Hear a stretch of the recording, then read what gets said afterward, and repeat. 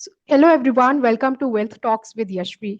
आजकल के market trend में जहां हर रोज नया ट्रेंड आता है और हर घंटे न्यूज़ बदलती है, एक नए इन्वेस्टर के लिए ये समझना बहुत मुश्किल हो जाता है क्या सही है और क्या noise.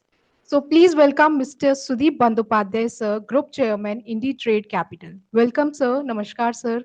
Welcome to the Thank you, podcast. Yashvi. It's an absolute pleasure to have you here sir. Thank you. Thank you very much. Thank you for having me. It's a pleasure to participate. Thank you. Sir, सबसे पहले तो मेरा सवाल आपसे ये है कि आप जैसे मार्केट वेटरन्स के पास ऐसी कौन सी सुपर पावर या फाइनेंशियल इंट्यूशन होता है जो आप मार्केट के बड़े बड़े तूफानों से ना सिर्फ हैंडल करते हैं बल्कि कंसिस्टेंटली सक्सेसफुली परफॉर्म करते हैं। और आज का एक नया इन्वेस्टर इस डिजिटल और फास्ट पेस्ड मार्केट में एंटर कर रहा है, तो वो इस डिसिप्लिन और एज को किस तरह डेवलप करें। देखिए, हम लोगों ने जब शुरू किया था तब तो मार्केट बिल्कुल ही डिफरेंट टाइप का था। ये डिजिटल ऑनलाइन ये सब कुछ भी नहीं था। एक्सचेंजेस भी ओपन आउटक्राई एक्सचेंज हुआ करता था, जो शायद आप लोग थोड़ा अभी समझ भी नहीं पाएंगे। एक्सचेंज फ्लोर में जाके ट्रेडिंग हुआ करता था ओपन आउटक्राई के जरिए। There were no computers, no systems, so contract notes were handwritten or typed. So it was a different world altogether. There was no concept of dematerialization. It used to be physical shares. So we have seen, हम लोगों ने वो जमाने से आज का ये digital age, everything digitally getting done, online getting done, वो सब हम लोग देख रहे हैं। पर फंडामेंटल्स ऑफ इन्वेस्टिंग अगर कहे, फंडामेंटल्स ऑफ ट्रेडिंग अगर कहे, वहां पे कोई चेंज नहीं है। इसमें तो मैं यही कहूंगा यशवी की पेशेंस, मार्केट में टिके रहने की हिम्मत, ये सबसे बड़ी चीज होती है। मार्केट को कोई टाइम नहीं कर सकता है। आप पीक पे एग्जिट करोगे, बॉटम पे एंट्री करोगे, ये सब थियोरिटिकल है, ये कभी होता नहीं है प्रैक्टिकली। और नोबडी कैन विद कॉन्फिडेंस से कि ये पीक है, ये बॉटम है। तो आपको पार्टिसिपेट करना पड़ेगा, अच्छे स्टॉक्स, अच्छे सेक्टर्स ढूंढने पड़ेंगे और वहां पे डटे रहना पड़ेगा, तभी आपका निवेश में फायदा होगा। यही लेसन हम लोगों का सालों से जो हम लोग मार्केट में है, यही लेसन मैं कह सकता हूँ निवेशक के लिए। और देखिए, गलती होगा मार्केट में, अगर आप पार्टिसिपेट कर रहे हैं तो कुछ गलती तो होगा ही, पर वो गलती से आपको सीख लेनी चाहिए, गलती से आपको लेसन्स लेना चाहिए और वो सेम गलती दोबारा रिपीट नहीं करना चाहिए। ग्लोबल हेडविंड्स के बावजूद इंडियन मार्केट्स ने काफी रेजिलियंस दिखाई है। आपका करंट मार्केट आउटलुक क्या है? क्या आपको लगता है कि वैल्यूएशंस अभी भी जस्टिफाई हो रही हैं? वोलेटिलिटी जबरदस्त है और जैसे जियोपॉलिटिकल स्थिति बना हुआ है, हम लोगों को लगता है ये वोलेटिलिटी और भी बहुत दिन तक चलेगा। यूएस प्रेसिडेंट के जो पॉलिसीज हैं, जो जो सोशल पोस्ट्स है, ये सारे बहुत ज्यादा वोलेटिलिटी ग्लोबल मार्केट्स में क्रिएट कर रहा है और इंडियन मार्केट्स में भी। और हम लोगों को वोलेटिलिटी को सहना पड़ेगा, अगर मार्केट में रहना है तो वोलेटिलिटी को सहना पड़ेगा। अब रही बात इंडियन मार्केट की फ्यूचर फंडामेंटल्स इसकी, यहाँ पे हम लोग बिलीव करते हैं कि स्ट्रक्चरली हमारे यहाँ कुछ ऐसा कुछ बहुत बड़ा नेगेटिव नहीं है। हाँ, ऑयल प्राइसेस को एक लेवल से ऊपर चले जाना इंडियन मार्केट्स के लिए हानिकारक है, और वो लेवल रीच अगर कर जाए और वहां पे सस्टेन करे तो इंडियन इकोनॉमी पे, इंडियन कैपिटल मार्केट पे और इंडियन कॉर्पोरेट परफॉर्मेंस पे उसका नेगेटिव असर जरूर देखने को मिलेगा। पर अगर ऑयल प्राइसेस एक रेंज में रहता है, जो कि मैं डिफाइन भी करता हूँ, करीब 80-90 तक अगर रहता है, हाँ थोड़ा बहुत डिफिकल्टी होगा, पर I think India will manage, India will continue to prosper and progress. अब एक निवेशक के लिए सबसे अहम बात यहाँ पे ये है यशवी कि उनको, अगर वैल्यूएशन बहुत पहले वैल्यूएशन ऊपर था, करेक्शन हुआ है और ये करेक्शन का मौका लेके लॉन्ग टर्म के लिए पोर्टफोलियो बनाने का जबरदस्त अपॉर्चुनिटी वापस आया है, तो मैं तो ये मानता हूं निवेशक को इस जो गिरावट वोलेटिलिटी है इसके बीच में उनको अच्छे सेक्टर्स और अच्छे कंपनीज ढूंढना चाहिए, वहां पे थोड़ा थोड़ा करके निवेश करना चाहिए ताकि लॉन्ग टर्म के लिए उनका अच्छा पोर्टफोलियो बने।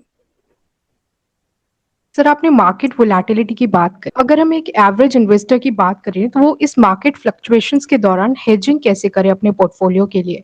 क्या कोई स्पेसिफिक इंस्ट्रूमेंट्स है या कोई स्ट्रैटेजीज का सहारा लेना चाहिए?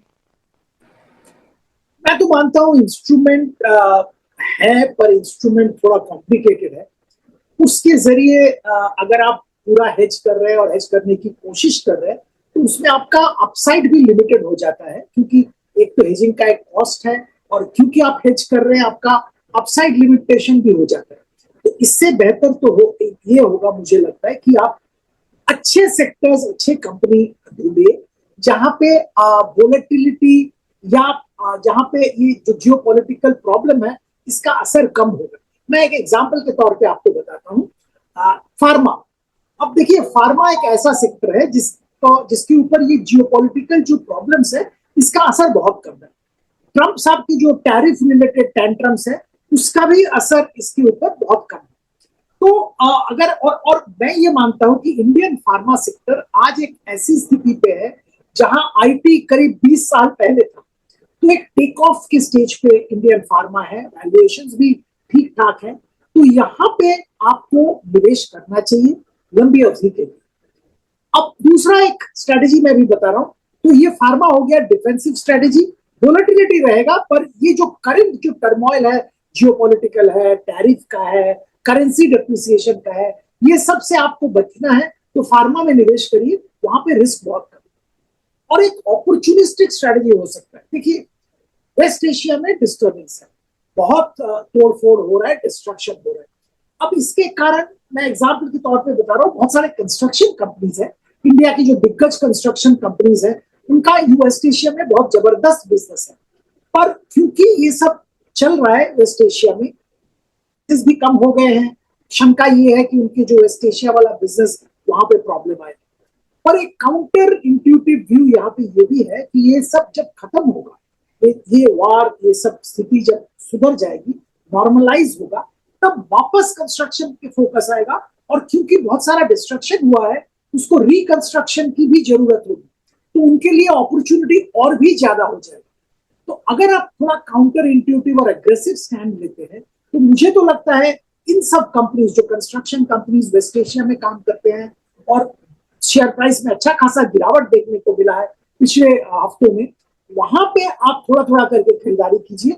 वहां पे मुझे लगता है एक बम्पर अपॉर्चुनिटी आने वाले दिनों में देखने को मिलेगा।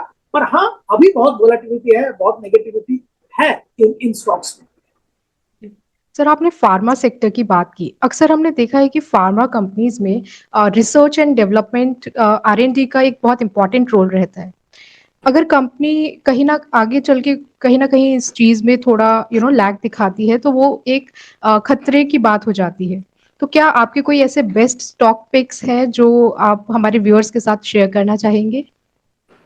देखिए मैं R&D, ऑफ कोर्स आपने जो कहा बिल्कुल सही कहा यशवी, R&D बहुत ही इंपॉर्टेंट होता है फार्मा सेक्टर के लिए।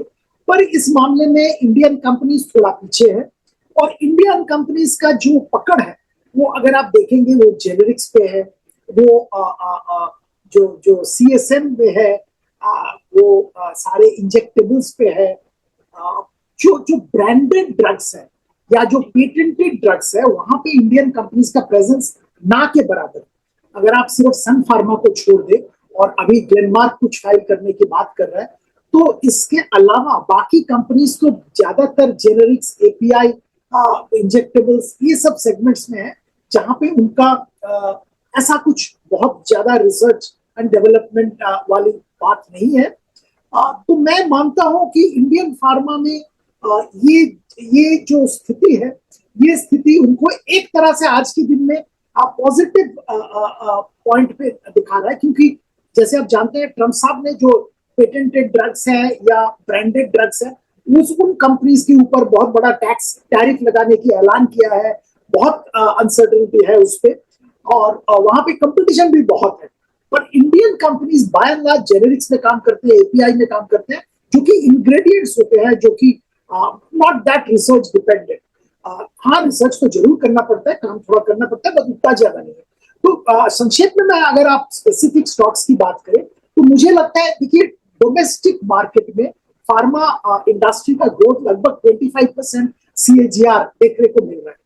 और इस स्थिति में जो डोमेस्टिक फोकस्ड फार्मा कंपनीज है वहां पे जरूर ध्यान दिया जा सकता है। तो मैनकाइंड फार्मा एक कंपनी है जहां पे जरूर ध्यान दिया जा सकता है। और अगर आप इंटरनेशनल और ग्लोबल फार्मा कंपनीज की बात करें तो यहाँ पे सन हमारा पसंदीदा शेयर है। हाँ, यहाँ पे ब्रांडेड पेटेंटेड प्रोडक्ट्स हैं, पर they are evolving ways and means to counter the tariff threats.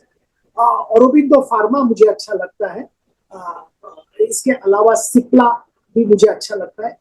जैसे मैं पहले भी कह रहा था कि फार्मा में एक बहुत मल्टी डिकेडल अपॉर्चुनिटी मुझे दिख रहा है। जैसे आईटी में हुआ था, अगर आपको याद होगा, आप तो शायद बहुत ही जूनियर होंगे, 2000 Y2K के टाइम में जो एक मोमेंटम आया था इंडियन आईटी कंपनीज में, मुझे लगता है वैसा मोमेंटम फार्मा में देखने को मिल रहा है अभी। सर, आपने इमर्जिंग सेक्टर्स की बात करी कि अगर इन्वेस्टर्स इमर्जिंग सेक्टर्स में दाव लगाएंगे तो उनको एक अच्छा पोर्टफोलियो कंस्ट्रक्ट कर सकते हैं। तो मैं आपसे ये जानना चाहूंगी कि इमर्जिंग थीम्स जैसे ग्रीन एनर्जी, डिफेंस, ईवी, इन सब सेक्टर्स पर आजकल काफी चर्चा हो रही है। तो आपकी नजर में ऐसे कौन से इमर्जिंग सेक्टर्स हैं जो लॉन्ग टर्म वेल्थ क्रिएट कर सकते हैं, एक्सेप्ट आपने फार्मा बताया, इसके अलावा भी कोई ऐसे सेक्टर्स हैं? देखिए, कैपिटल मार्केट्स ऐसा सेक्टर है जहां पे बहुत सारे नए ट्रेंड्स देखने को मिल रहे हैं, और हम और आप दोनों कैपिटल मार्केट्स की चर्चा यहाँ पे कर रहे हैं, तो कैपिटल मार्केट्स का जिक्र जरूर होना चाहिए। और मैं मानता हूं कि इंडिया का जो जीडीपी है 3-4 ट्रिलियन आज के दिन में है, आप depending on what estimate, what currency conversion you are taking, और कुछ भी हो जाए, इंडिया का जीडीपी बाय 2047 जो 100 साल इंडिपेंडेंस का है, लगभग 30 से 40 ट्रिलियन के बीच में होगा। इट्स ए सिंपल अरिथमेटिक, और ये होना ही है। तो आप सोचिए, जो wealth impact 3-4 trillion will be 30-40 trillion, so 10 times growth in wealth, in GDP, in this between 26 and 47 in the next 20 years। तो इसका बहुत बड़ा असर wealth management, broking, asset management, insurance, ये सारे सेक्टर्स में, एक्सचेंजेस, ये सारे सेक्टर में देखने को मिलेगा। हाँ, इन सेक्टर में प्राइसेस चीप नहीं है, प्राइसेस ऑलरेडी एलिवेटेड है, पर अगर आप अपॉर्चुनिटी के हिसाब से अगर आप देखें तो मुझे लगता है यहाँ पे जबरदस्त अपॉर्चुनिटी अगला 20 साल देखने को मिलेगा। और इसमें मुझे वेल्थ मैनेजमेंट एक सेक्टर है जहां पे बहुत अपॉर्चुनिटी दिखता है। तो वेल्थ मैनेजमेंट में फोकस, और जो फोकस कर रहे हैं मास वेल्थ सेगमेंट पे, जैसे ग्रो बिलियन ब्रेन्स गैरेज जो नया लिस्टेड कंपनी है, उनके नतीजे भी कुछ दिन पहले आए थे, उनका फोकस वेल्थ पे आ रहा है। अब मास वेल्थ की बात कर रहे हैं, मुझे लगता है ये एक बहुत बहुत बेहतरीन सेगमेंट है जहां पे जबरदस्त ग्रोथ देखने को मिलेगा। इसके साथ साथ एक्सचेंज, बीएसई, एमसीएक्स वगैरह लिस्टेड है, एनएसई का लिस्टिंग का बात चल रहा है, तो मुझे लगता है इस एक्सचेंज सेगमेंट वैल्यूएशन चीप नहीं है, पर अगर थोड़ा लंबा अगर सोच रहे हैं तो यहाँ पे भी जरूर नजर रखना चाहिए। और एक सेक्टर का मैं जिक्र करना चाहूंगा, जो ये जो आपने न्यू एज ईवीज की बात की, ग्रीन एनर्जी की बात की, इसके साथ बहुत इनडायरेक्टली जुड़ा हुआ है, पर बहुत बड़ा बेनिफिशियरी है। देखिए, ग्रीन एनर्जी या ग्रीन ईवी, इन सब में दिक्कत मुझे ये आता है कि कौन सा company, who will be the winner, ये बताना बहुत मुश्किल है। आज ईवी में बहुत सारे कंपनीज ने कदम रखा है, अपने प्रोडक्ट्स बेच रहे हैं, पर ये बिल्कुल शुरुआत है। तो eventually who will be the winner in these segments बताना बहुत मुश्किल है। पर एक सेक्टर है जिसका बहुत ही इंपॉर्टेंट रोल है ईवी में, वो है ऑटो एंसिलरी। अब ऑटो एंसिलरी में मजे की बात देखिए, आईसी इंजन हो या ईवी हो, ऑटो एंसिलरी कंपनीज का कंपोनेंट्स वहां पे जाता है। अगर ईवी की बात करें तो वहां पे उनका component, number of components increase हो जाता है, क्योंकि ईवी में ऑटो एंसिलरी कंपनीज का रोल ज्यादा होता है। और मुझे लगता है इंडिया में जो ऑटो एंसिलरी कंपनीज है, वो ग्लोबल सप्लाई चेन के साथ भी आज के दिन में जुड़ा हुआ है। तो अपॉर्चुनिटी बहुत अच्छा है। और ये ट्रांजिशन जो हो रहा है आइस से ईवी, इसमें भी ऑटो एंसिलरी कंपनी को बहुत ज्यादा बेनिफिट मिलेगा। तो मुझे लगता है संबंधना मदरसन, उनो मिंदा, सोना बीएलडब्ल्यू, ऐसे कंपनीज पे जरूर ध्यान देना चाहिए लंबी अवधि के लिए।